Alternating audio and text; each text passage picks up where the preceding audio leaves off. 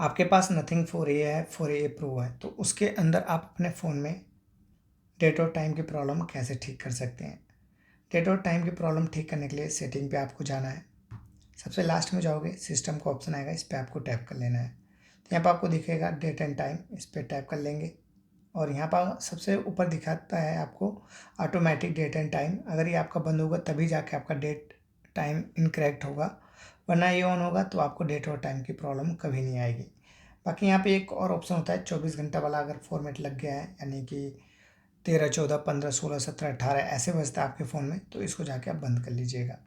तो ये प्रॉब्लम आपके फ़ोन से परमानेंटली फिक्स हो जाती है। बाकी यहाँ पर आपको दिख जाएगा ऑटोमेटिकली टाइम जोन, इसको आपको इनेबल करके रखना है। Use location for time zone, इसको भी आपको इनेबल करके रखना है। ठीक है, तो इस तरह से आप अपने फ़ोन में कर लेंगे। बाकी अगर वीडियो अच्छी लगेगी तो लाइक, कमेंट, शेयर, सब्सक्राइब जरूर कीजिएगा। मिलते हैं नेक्स्ट वीडियो में, तब तक के लिए बाय बाय।